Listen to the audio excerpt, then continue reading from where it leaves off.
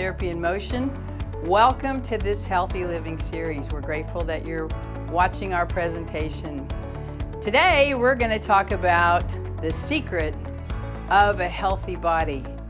And let me tell you, you're going to be in for a big surprise. What do you think it is? Well, I'll tell you what it is. It's something that we have control over right now and that we can improve. It's something that can improve our breathing, our digestion, our back pain, our nerve impingement, our function, and it can even improve our health. And so what is it? Well, believe it or not, it's your posture. The posture is the foundation of great physical health. Now, if you were a kid, you can remember your mom always saying, quit slumping, stand up straight, pull your shoulders back, and she did that for a reason. It's because posture is critical. So good posture is actually the correct alignment of our body that allows for optimum function and injury prevention. So our posture, if you think about it, is actually an autobiography of our whole life. Those people that are successful have a strong posture, they're happy, they're confident, they look like they feel good. Our posture affects all of the systems of our body, including our skeletal, muscular, respiratory, digestive, circulatory, cardiovascular, nervous, reproductive, excretory, immune, lymphatic, and our endocrine systems. So what is neutral posture? Well, neutral posture improves physical health. It boosts productivity. It decreases stress, and it makes us look taller and look slimmer, and it also exemplifies confidence. So what are the consequences of poor posture? There's a lot of consequences of poor posture, and it's all damaging to your health. So there's the story about the three bears, and it was the porridge that was too cold, too hot, and just right. Our bodies are like that. Some of our bodies have ligaments and muscles that are too loose. Some of them have ligaments and muscles that are too tight, and some of us have ligament and muscles that are just right. So depending on your body type, you have to change your posture to meet those genetic needs that you have. So I want to talk about standing posture, because in standing posture you actually have three curves in your spine, as you can see. You have a curve in your lower back, you have a curve to the outside in your thoracic spine, and back in your neck you have another curve. So it allows for a beautiful shock absorbing system of symmetry. And if you alter one of those curves, it completely affects your posture, which can cause a lot of damage to your spine and your body.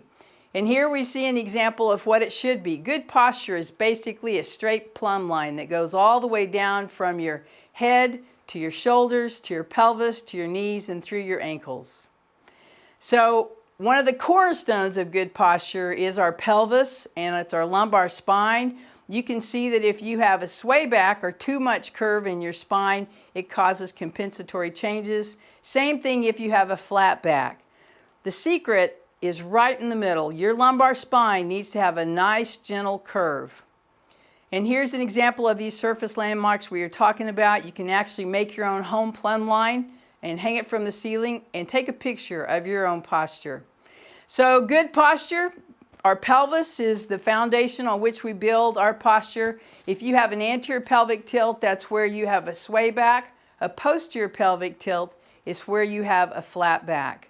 But most of us don't think about how much our head weighs and how the position of our head and posture affects us.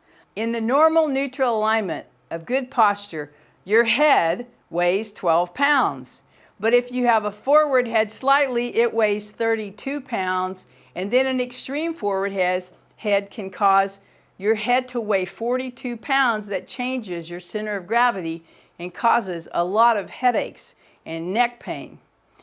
Something we also don't think about is how important our feet are. Our feet are our connection to Mother Earth.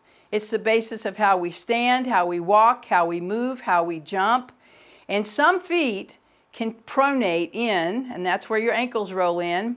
Some of them can supinate and roll out, and some of them are neutral. So keeping your foot in good neutral alignment is imperative, and that's something that your physical therapist can help you do. So if you have, for example, an ankle that rolls in, well, it causes your tibias to roll in and your femurs to roll in and your pelvis to roll in. And when that happens, it causes a biomechanical mess, not only for walking, but for stepping, for squatting, for jumping. So just maintaining excellent posture with good biomechanical alignment of your lower extremities is something that you need to be aware of. So why don't you just stand up where you are, and let's all feel good standing posture. So whenever you feel good standing posture, you want to start by having a great sense of body awareness. And that is a connection to your body. So I want you for just a second as you're standing here to have your feet placed shoulder width apart and feel where the bottoms of your feet come in contact with the ground. Now move up to your knees, and I want you to feel how your knees are. They shouldn't be locked out. They should be slightly bent. Moving up into your hips should be in neutral. Your feet shouldn't be turned out. Your feet shouldn't be turned in. Your hips should be right in neutral. And that will cause your pelvis to be in good alignment. So now pay attention to your low back. What kind of curve do you have?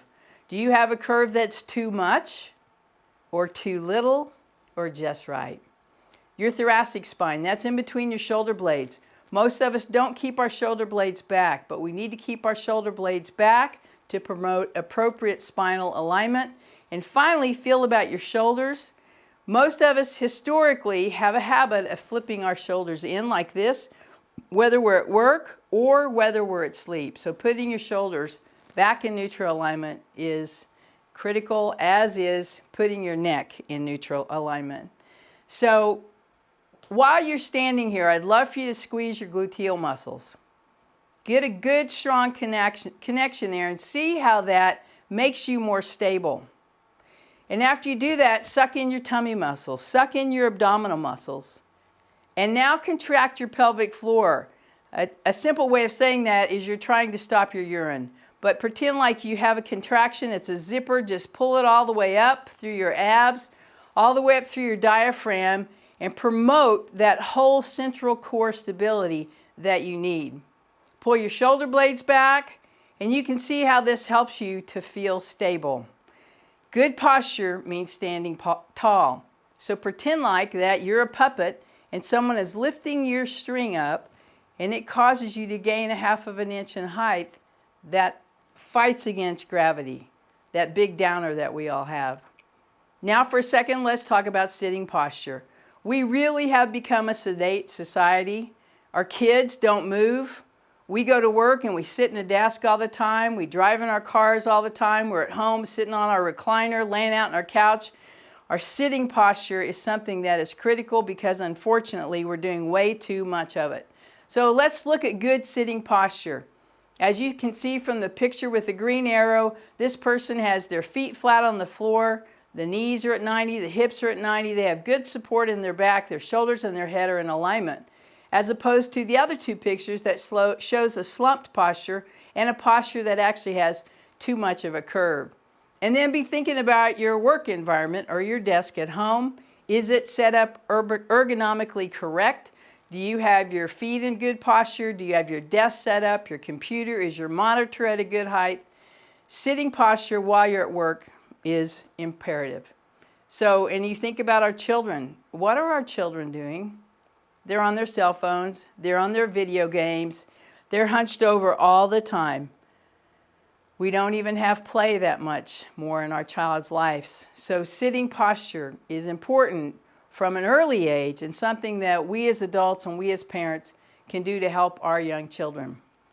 So here's an example of the sitting posture. It shows you again, if you have a sway back and if you have a posterior pelvic tilt, it can actually put an abnormal stress on your discs and on your facets. So now let's feel good sitting posture. Okay, so what I'd love for you to do is to sit with your pelvis in neutral. Find that neutral alignment that allows your spine to be just right. Take your low back, keep it in that slight curve. Have your abdominal muscles sucked in.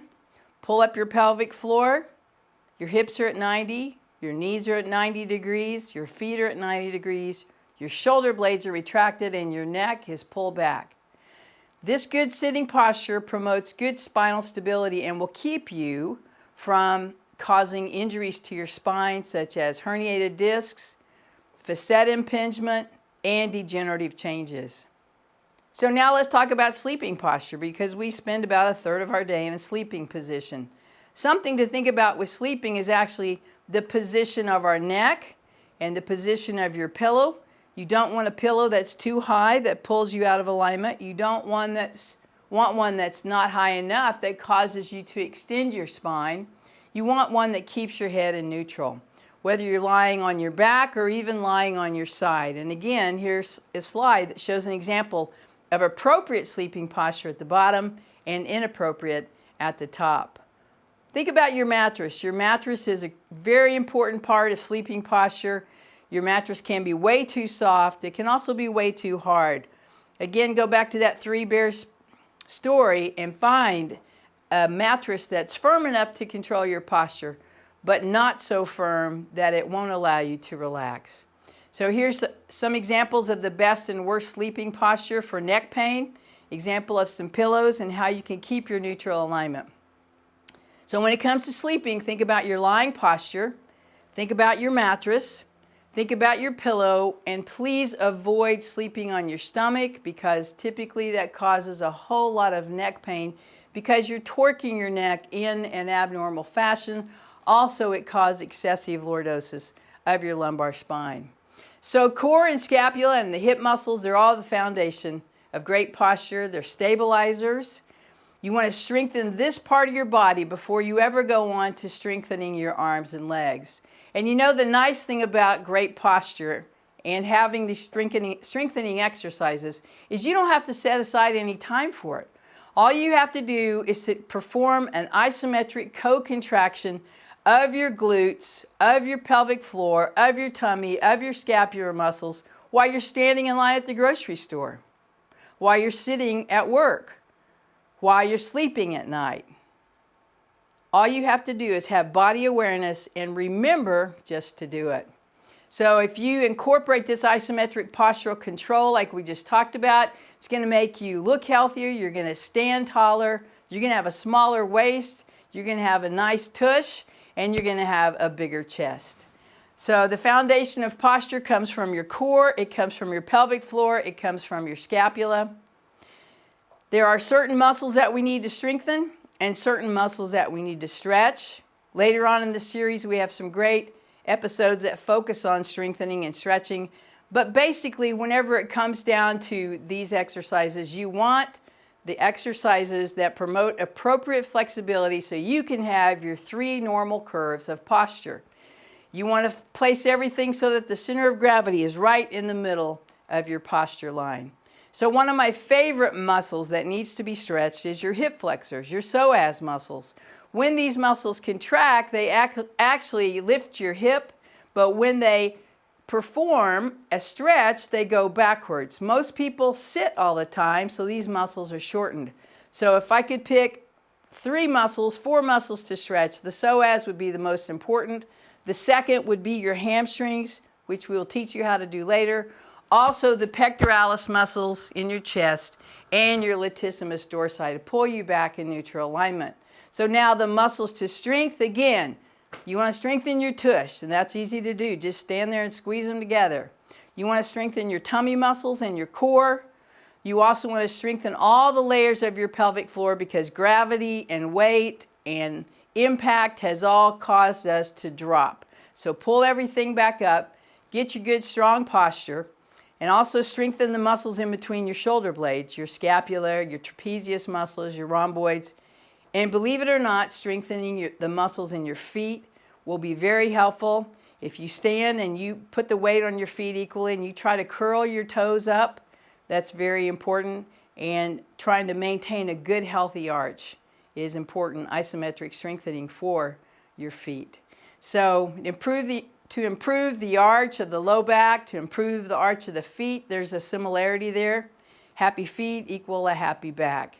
So these isometric exercises do throughout the day, and I think if you do that, improve the ergonomics of your environment. If you change your posture, you're going to change your life, because it is the secret of good physical health, and it's something that we have control over that influences our whole body. So I thank you for your time. Looking forward to having you watch our future presentations. For more information about Therapy in Motion, visit our website at therapyinmotion.net. Thank you, and have a happy life and a healthy life.